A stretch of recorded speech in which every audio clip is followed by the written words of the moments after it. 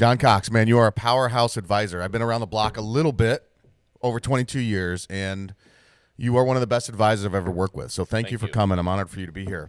But I imagine at 5 years old, you didn't wake up and go, I want to be a financial advisor. So what the hell happened? Tell me how you got into the business. Long story short, I grew up in agriculture, 4-H and FFA. Always wanted to help people. It was instilled to me by my mom and dad to help people. Was a state officer in the FFA my senior, coming out of high school, realizing then going to the Capitol often that a lobbyist, which is what I was directing myself to go into, they were not the most morally sound people, right? At any rate, we fast forward, moved from Arizona, get married, moved to Oklahoma, and got introduced to this business in '97. Come full circle to where, I'm doing what I love to do. I'm helping people. I hate the word sell. It's not what I want to do, not what I do. If I sell anything, it's my knowledge and concepts.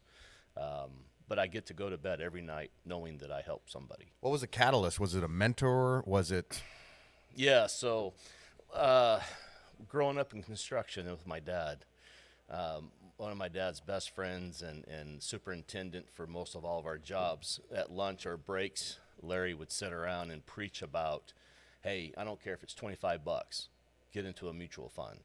This is like when we're 15, 16, 18, 19 years old. You have to do this. I don't care if it's even $10, do a mutual fund, and it will grow and compound. And so when my oldest was born, she was 2 weeks old, and some guy from Prudential came out, and he hit me with this question. He was selling us insurance. He goes, I have a question for you. I was like, all right, whatever.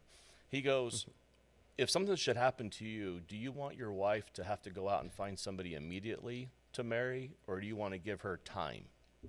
So after the initial of like anger rolled off the brain, then you start to process that, and you're like, wow, you're right.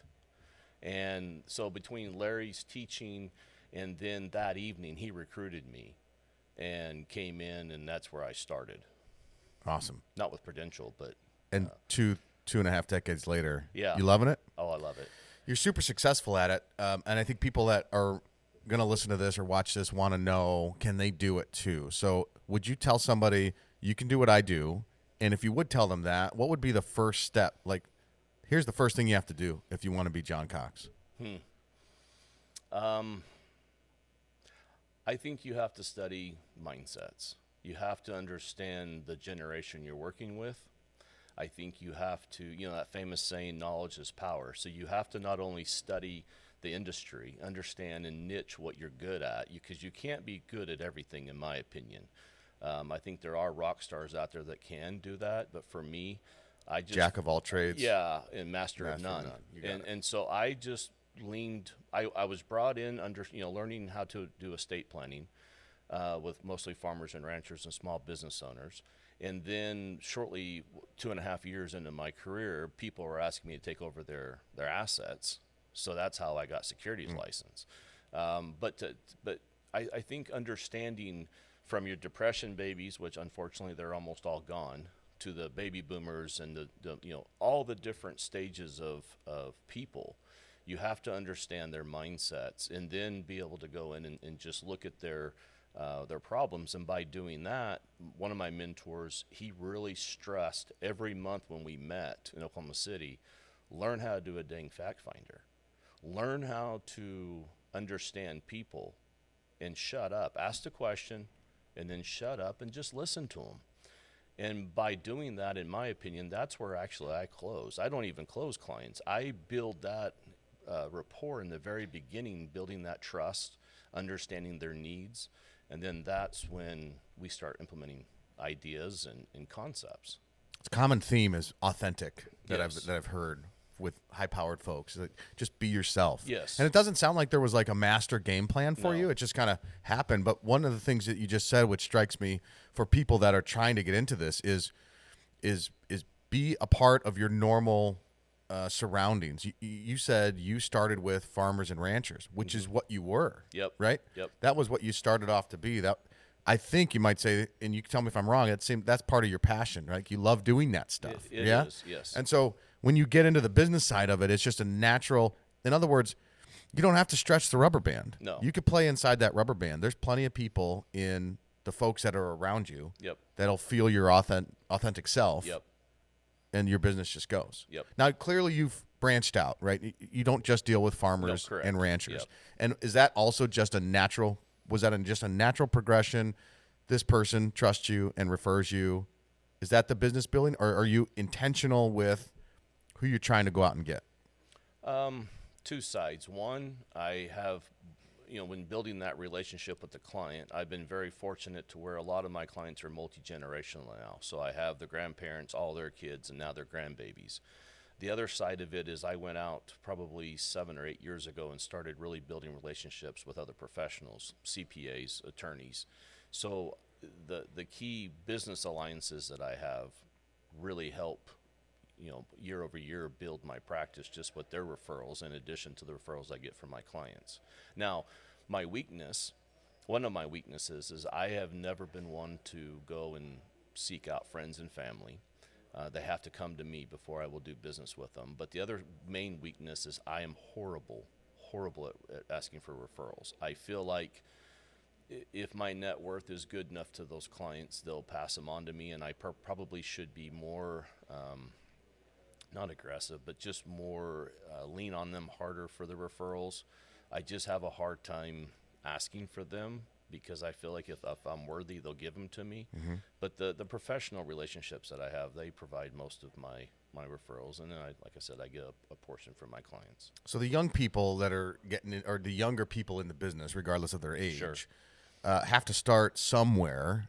Were you ever grinding, pounding the phones, cold calling, any of that, or was it simply just your natural environment? So yeah, I was not brought into the traditional system of knocking doors and cold calling. What we did is the firm that I was with, the insurance IMO, some of my mentors there, for like the first 2 to 3 years, I pounded MedSup leads.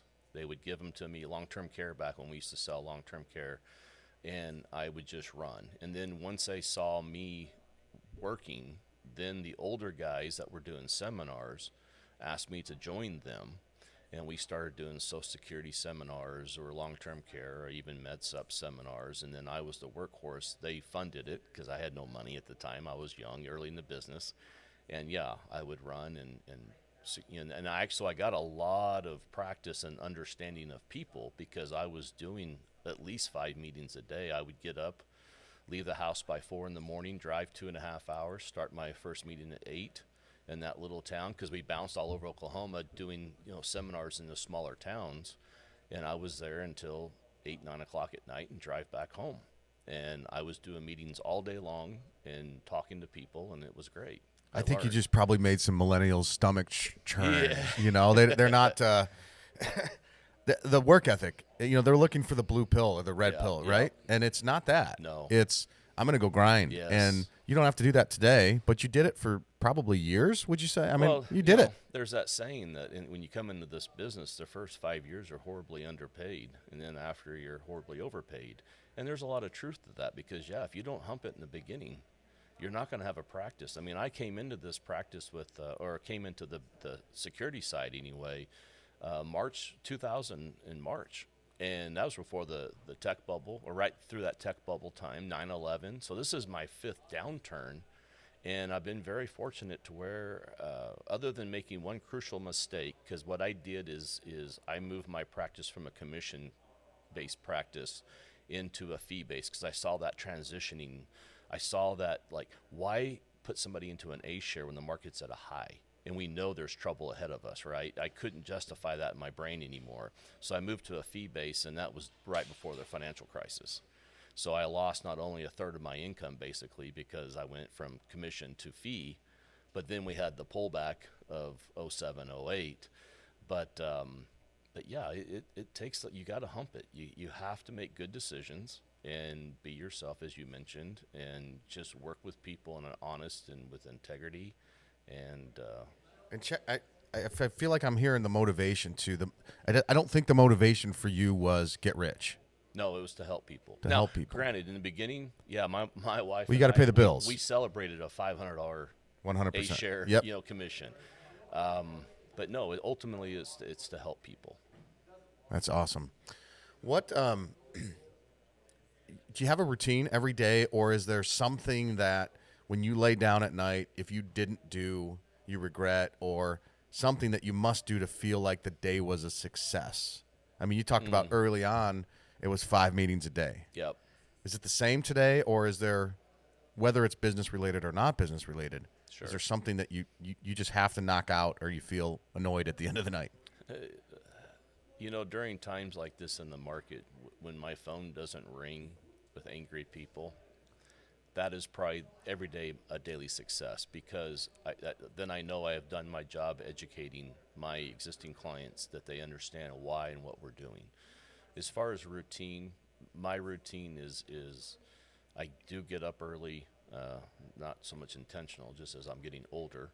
And I just start studying. Let it be, I'll do a quick update on what's happening with the futures, 4:30, 5 o'clock in the morning. I'll do some reading. You just made the millennial stomach churn again. Yeah. 4:30 in the And morning. then before I go to bed, I make sure there's nothing crucial that's happened on the backside from the close of market, or say, like, I usually work out in the evening, or we'll go do something outside on the ranch. So I'll follow through and make sure there's nothing catastrophic that's happened, another Ukraine or whatever, and then I go to bed.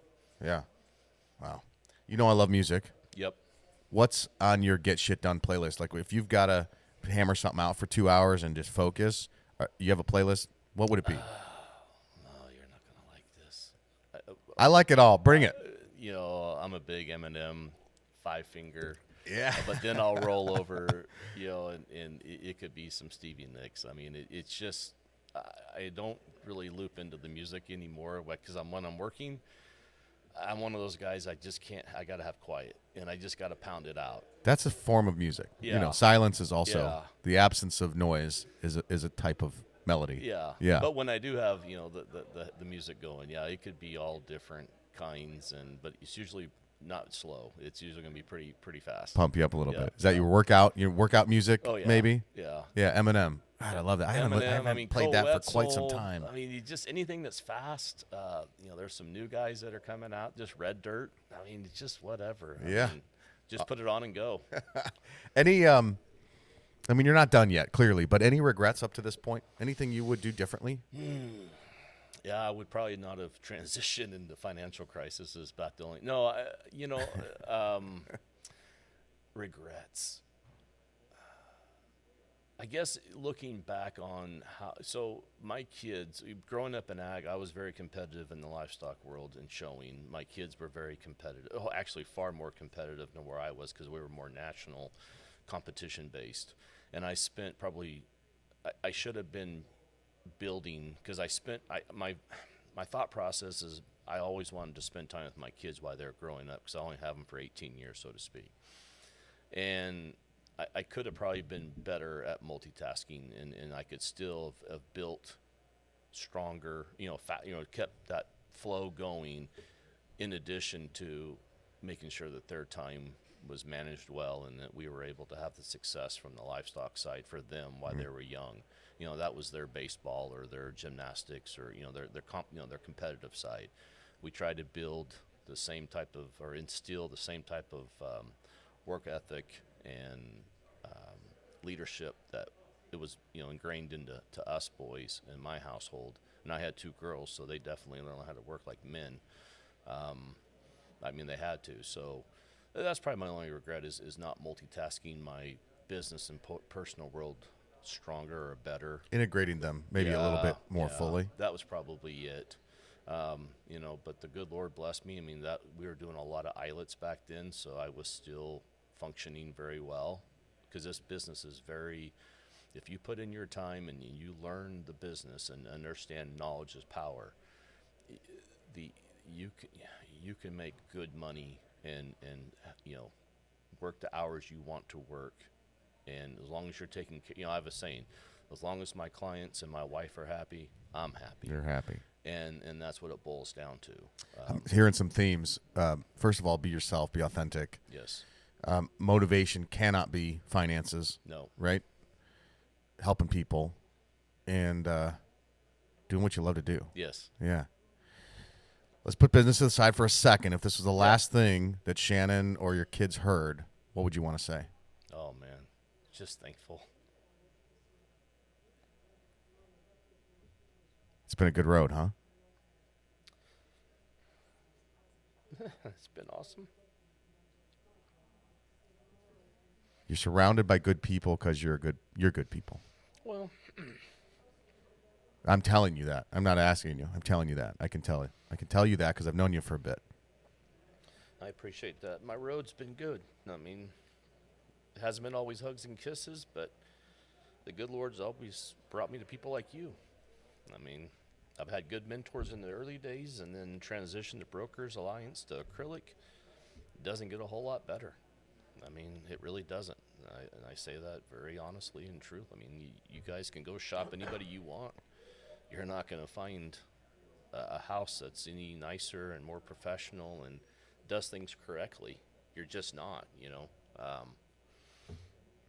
I've been around some houses, and, you know, I've been independent my whole career, and these guys are the best, in my opinion. Awesome. Well, thanks for saying that. I love you, brother. Appreciate it. Thanks for coming. Thank you. All right. Acrylic Financial Incorporated is a registered investment advisor, and the opinions expressed by those on this show are their own and do not reflect the opinions of Acrylic Financial. All statements and opinions expressed are based upon information considered reliable, although it should not be relied upon as such. Any statements or opinions are subject to change without notice. Information presented is for educational purposes only and does not intend to make an offer or solicitation for the sale or purchase of any specific securities, investments, or investment strategies. Investments involve risk and, unless otherwise stated, are not guaranteed. Information expressed does not take into account your specific situation or objectives and is not intended as recommendations appropriate for any individual. Listeners are encouraged to seek advice from a qualified tax, legal, or investment advisor to determine whether any information presented may be suitable for their specific situation. Past performance is not indicative of future performance, and some guests may have been paid a fee to be interviewed for this show.